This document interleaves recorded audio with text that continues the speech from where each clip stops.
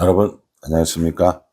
9월 22일 주일 넘치는 우리 교회 매일 묵상 시작하도록 하겠습니다. 오늘 본문 말씀은 열왕기하 10장 18절부터 36절까지 말씀입니다. 어제 우리가 본문을 통해서 예후가 아합 집안을 다 멸절하는, 그리고 아합을 따르는 사람들을 다 멸절하는 그런 것들을 한번 살펴보았습니다. 이제 오늘 본문은요, 이 뭐니 해도 이 예후의 개혁의 완성, 이건 우상을 섬기는 자들을 척결하는 거 아니겠습니까? 오늘 이제 그 얘기가 나오는 거예요. 18절에 예후가 뭇백성을 모으고 그에게 이르되 아합은 바알을 조금 섬겼으나 예후는 많이 섬기리라, 이렇게 얘기합니다. 그렇죠? 요거 진짜 아니에요. 작전입니다. 작전. 예후는 지금 어디에 있습니까? 이스라엘에 있다가 사마리아에 온 거예요. 사람들을 다 모아놓고 이렇게 얘기합니다. 아합이 바알을 섬긴 건 아무것도 아니야. 나는 더 많이 바알을 섬길 거야, 라고 이렇게 이야기하는 거죠.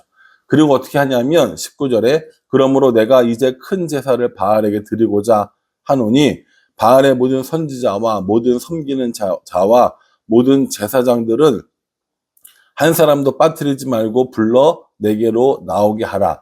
모든 오지 아니하는 자는 살려두지 아니하리라 하니, 이는 예후가 바알 섬기는 자를 멸하려 하여 계책을 씁니다. 이렇게 얘기합니다. 바알에게 큰 제사를 드릴 거니까 바알을 섬기는 사람들, 바알의 제사장들은 다 모아라, 이렇게 얘기합니다. 오히려 오지 않는 사람들은 살려두지 않겠노라, 라고 얘기하는 거죠. 예후가 이렇게 얘기하니까는 바알을 섬기는, 바알과 관계 있는 사람들이 다 모인 겁니다. 굉장히 많은 숫자가 모였고 이 사람들이 그 바알 신당 안에 가득 차게 된 것이죠. 그래서 그 사람들에게 옷을 입혀요. 왜 옷을 입히겠습니까? 그러니까 구별하기 위해서인 거죠. 그리고 그것에 모인 사람들한테 뭐라고 이야기하냐면 23절 중간에 보면요, 여호와의 종은 하나도 여기 너희 중에 있지 못하게 하라, 라고 얘기합니다.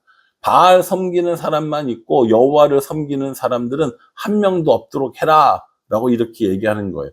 왜 이렇게 합니까? 하나님을 섬기는 선지자들에게 피해가 가지 않게 하기 위해서인 것이죠. 그리고 나서 사람들을 모아다가 큰 제사를 드리고 이제 그 자기 부하들로 하여금 이 바알의 선지자들을 모두 다 죽이게 하는 것을 볼 수 있습니다.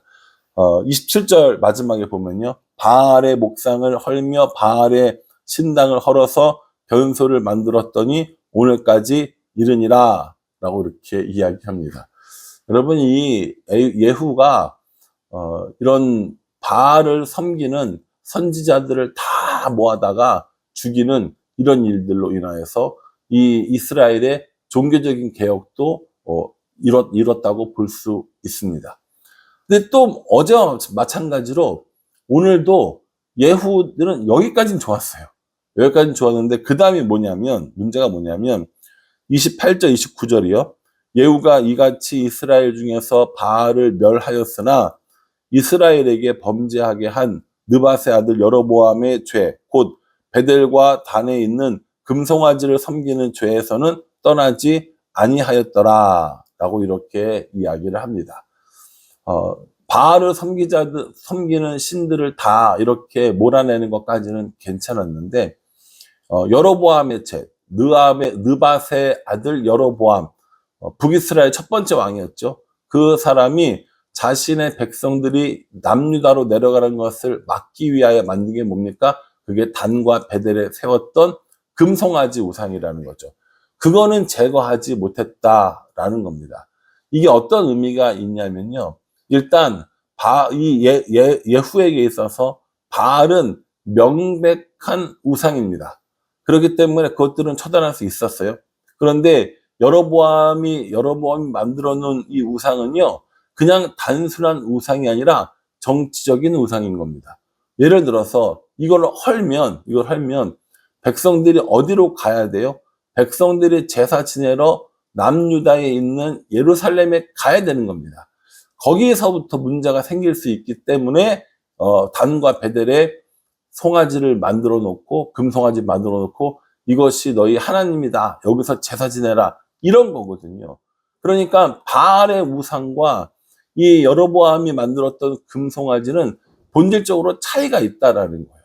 예후가 우상으로 생각되어졌던 하나님을 대적하는 이 바알의 우상들은 다 멸하고 그 사람들은 다 죽일 수 있었지만 정작 하나님이 정말 싫어했던 이 여로보암의 금송아지는 처치 못한 것이죠. 왜냐하면 그렇게 하면 안 될 것 같으니까. 그렇게 하면 백성들이 자신을 떠날 것 같기 때문에 이거는 버리지 못하는 이런 일들이 생기게 되었다라는 겁니다.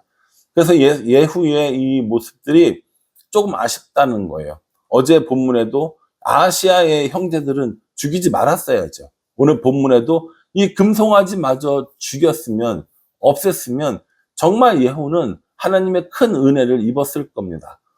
그럼에도 불구하고 완성시키지 못한 개혁, 모든 것들을 다 이겨내지 못한 이 개혁을 하는 예후의 모습을 보게 되는 것이죠.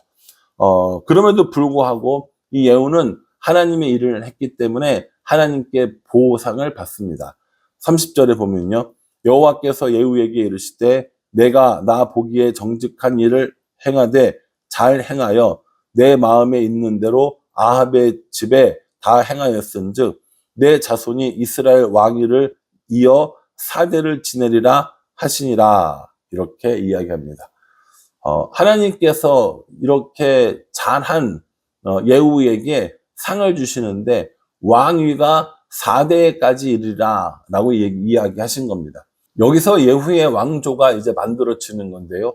예후의 왕조의 왕은 총 5명이었습니다. 그러니까 여기서 지금 4대를 이야기하시는 건 예후를 제외하고 4명의 아들들을 이야기하는 거거든요.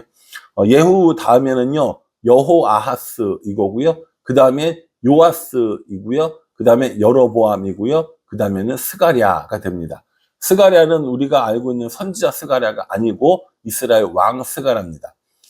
예후, 여호아스, 요아스, 그리고 여로보암, 그리고 스가랴까지 이 5명의 왕들, 4대에 걸친 이 5명의 왕들이 바로 예후 왕조가 되는 것이죠.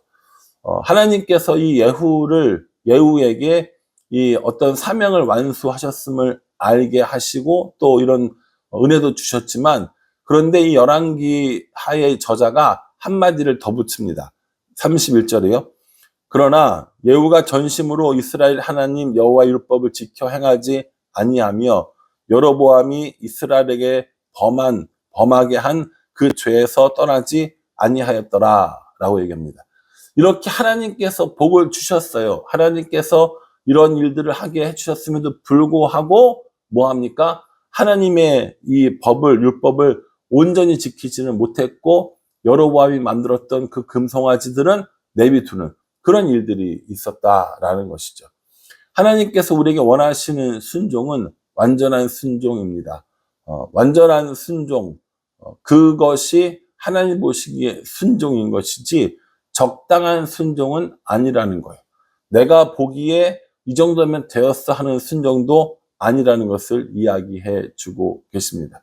이렇게 하나님께 은혜 받았지만 또 왕조를 누리게 되었지만 결국 이 예후도 점점 쇠락하게 되는 것을 볼 수 있습니다. 결국에요, 이 아람 왕이 쳐들어와서요, 이 여러 가지 이 땅들을 다 빼앗게 되고요.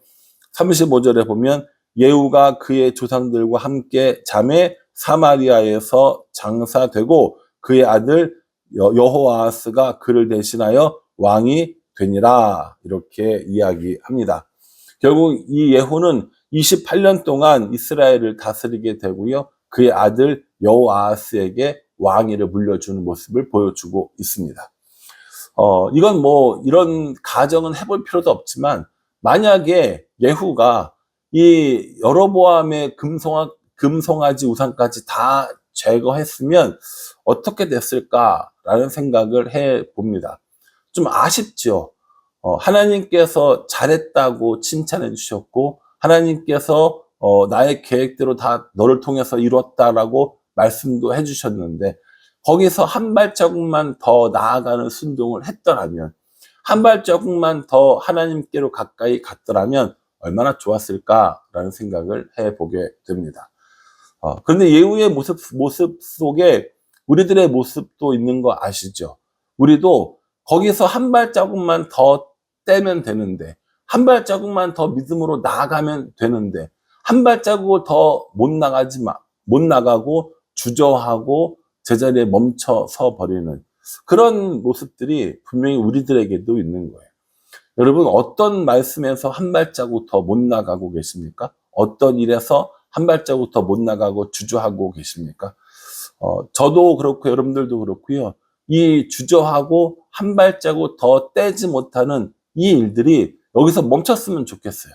이제 하나님께로 나아가는 일에 즐거움도 알고, 하나님을 만나는 기쁨도 알고, 개인 경건 생활, 하나님과 동행하는 이 일들에 대한 정말 즐거운 마음도 알고, 매일 묵상도 하고, 무슨 큐티도 하고, 말씀도 읽고 참 좋은데, 거기서 한 발자국 더 나아가서 하나님께서 우리에게 요구하시는 것이 무엇인지 알고 그것을 결단하는 삶이 중요하다라는 겁니다. 예후 잘했어요. 여러 가지 좀 선을 넘거나 오버하는 것도 있었어요. 그런데 하나님 앞으로 한 발자국 더 나아갈 수 있는 이 기회에서 멈춰서는 모습을 보게 되는 겁니다. 우리는 그러지 않았으면 좋겠습니다. 하나님께서 우리에게 뭘 원하시는 것인지 알고 그것을 향해서 한 발자국 더 뛰는 믿음의 진보가 필요하지 않을까라는 생각을 합니다. 예후가 정말 이 여로보암의 금송아지를 하나님이 싫어하시는 사실을 몰랐을까요? 아니요. 저는 충분히 알았을 거라고 생각합니다. 그러나 그걸 없앰으로 인해서 자신에게 어떤 일이 벌어질지 모르는 그러한 마음 때문에 아마도 주저하지 않았을까. 그래서 믿음의 발을 더 못 떼지 않았을까라는 생각을 해봅니다. 우리의 믿음의 진보를 가로막고 있는 것들이 무엇인지 우리 자신도 한번 살펴보면서요. 그렇게 주저하고 발자국을 못 떼는 인생이 아니라 하나님께 한 발 더 나아가는 믿음의 진보를 이루는 그런 우리가 되었으면 좋겠다라는 생각을 해봅니다. 오늘 말씀 묵상하시면서 예후처럼 멈춰서는 사람이 아니라 한 발자국 더 나아가는 믿음의 사람들이 될 수 있기를 주님의 이름으로 축복합니다. 기도하겠습니다. 하나님, 예후의 모습을 보면서 한 발자국 더 나아갔으면 어땠을까라는 생각을 해봅니다. 그리고 저 자신을 돌아보면서 내가 한 발자국 더 나아갈 곳은 어디인지, 어떻게 믿음의 진보를 이룰 수 있을지 생각해 보게 됩니다. 하나님, 한 발자국 더 나아가는 믿음의 진보를 이루는 사람 될 수 있도록 우리 인도하여 주시옵소서. 예수님의 이름으로 기도합니다. 아멘. 네, 여러분 오늘 주일입니다. 오늘 예배 드리면서 하나님께 한 발자국 더 나아가는 그런 은혜가 있기를 간절한 마음으로 기도하겠습니다. 감사합니다.